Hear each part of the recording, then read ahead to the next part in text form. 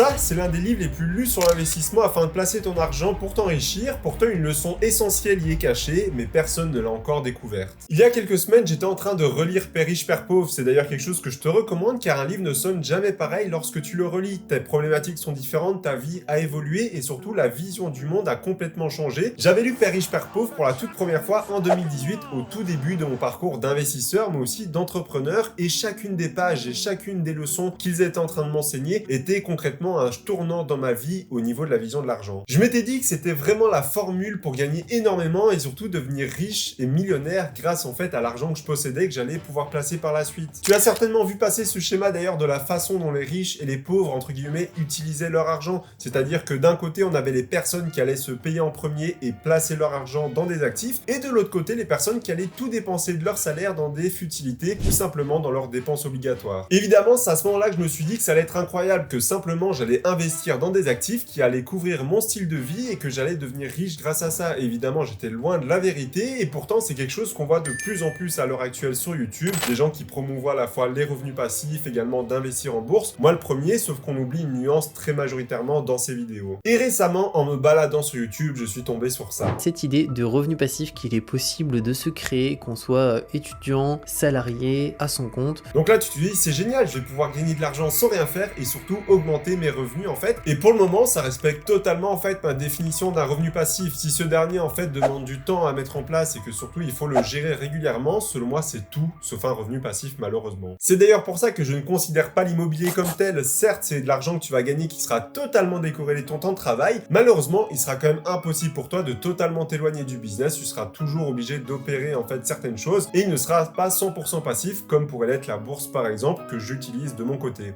D'ailleurs si tu veux soutenir la chaîne et créer un compte sur Trade Republic, n'hésite pas, c'est le premier lien en description. Et c'est justement ça le problème en fait de ces vidéos, c'est que parmi les 7 sources de revenus passifs théoriquement qu'il a nommées, j'en citerai qu'une seule qui soit réellement viable et qui remplit mes critères, c'est notamment en fait l'investissement dans le crowdfunding qui va te permettre de gagner des revenus passifs un petit peu comme à l'image de la bourse, alors que les autres revenus ils demandent soit du temps d'implémentation, c'est-à-dire en fait faire de l'affiliation, faire des vidéos YouTube ou autre, soit du temps d'entretien, louer sa voiture en fait, ou également vendre des photos sur des sites en fait libres de droit ou autre. Alors qu'on soit d'accord, oui, ces sources de revenus peuvent nous rapporter de l'argent, mais elles sont selon moi loin d'être un revenu passif. Et nous avons le même problème en fait avec le livre Père riche, Père pauvre, c'est-à-dire que tout le monde a compris cette notion de placer son argent sur des actifs parce que finalement c'est la plus séduisante et la plus intéressante. Moi placer argent, moi gagner argent. Forcément à ce stade-là c'est ton cerveau primitif qui est en train de parler, un petit peu comme à l'ère de l'agriculture finalement. Tu te dis que pour avoir des pommes plus facilement il te suffit de planter un pommier, et bien maintenant tu fais exactement la même chose en fait avec ton système financier et pourtant ce n'est pas forcément la meilleure chose à faire. Je pense même que ce livre a eu l'effet inverse de son objectif, c'est-à-dire que la majorité des personnes du coup ont cherché à acquérir de plus en plus d'actifs en gardant toujours le même niveau de salaire au lieu de se concentrer principalement sur leurs sources de revenus et essayer de les augmenter de manière drastique, passer peut-être de 1500 à 3000 euros,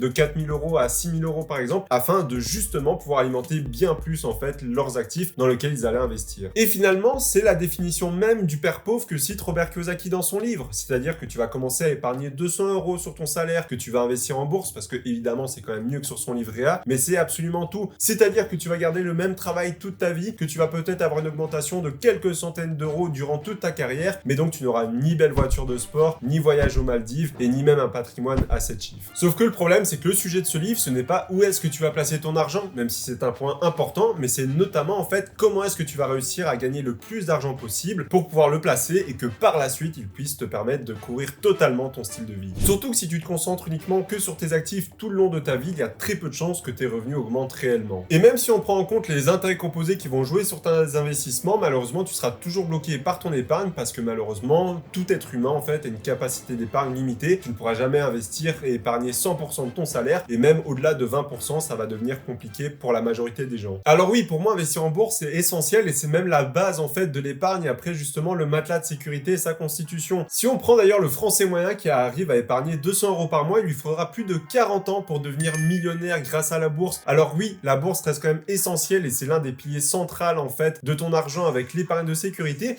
mais selon moi malheureusement en fait ça ne doit pas être en fait ton objectif final. C'est-à-dire que la bourse est un moyen, comme le business en est un, simplement que les deux répondent à des besoins totalement différents. Mais pour moi le gros défaut de ce livre est en même temps en fait son objectif, c'est-à-dire qu'il est devenu populaire, voire trop populaire. populaire. Il faut savoir que dans la vie, tu as 3 niveaux. Le niveau 1, c'est-à-dire que tu gagnes trop peu d'argent et tu vas devoir te concentrer sur augmenter ton revenu. Le niveau 2 sera au moment où tu gagneras beaucoup d'argent et tu vas devoir te concentrer sur les bons investissements afin de placer ton argent. Et le niveau 3 va être le moment où en fait tous tes investissements vont travailler pour toi. De ton côté, tu n'as plus besoin de faire un 9h, 17h de manière classique et tous tes actifs vont payer ton style de vie. Et aujourd'hui, malheureusement, il y a beaucoup plus de chances que tu sois au niveau 1 qu'au niveau 2 et donc je te dirais oui, d'investir en bourse c'est essentiel même à l'heure actuelle, mais concentre-toi davantage sur le fait d'augmenter ton revenu et de peut-être monter ton premier business. Et la leçon secrète, elle est d'ailleurs écrite noir sur blanc sur le livre, c'est-à-dire de lancer son entreprise afin en fait d'avoir pas de plafond de verre ni de limitation sur son salaire et surtout profiter de la fiscalité avantageuse qui est offerte aux entreprises par rapport aux particuliers. Robert Kiyosaki ne développe que très peu cet aspect-là alors qu'il est au centre de son propos et d'ailleurs c'est simple à comprendre, hein, si tu veux un maximum d'actifs et qu'il travaille un maximum pour toi, il faudra que tu gagnes de l'argent, beaucoup d'argent. Et d'ailleurs c'est justement le pilier fondamental du père riche, c'est-à-dire qu'il est entrepreneur, donc il va gagner beaucoup d'argent, donc il pourra investir cet argent et la finalité sera qu'il percevra des rentes de l'argent qu'il a investi. Mais sans son entreprise, malheureusement, il ne serait pas là où il en est à l'heure actuelle. Si tu veux réellement appliquer les conseils de ce livre et avoir un maximum de résultats, voici le plan d'action que je te conseille d'appliquer dès maintenant. Numéro 1, tu vas devoir remettre à plat toutes tes finances, c'est-à-dire dans un premier temps, tu vas devoir construire en fait une épargne de sécurité à hauteur des 6 mois de salaire ou en tout cas 6 mois de dépenses obligatoires afin que tu puisses survivre en cas de problématique.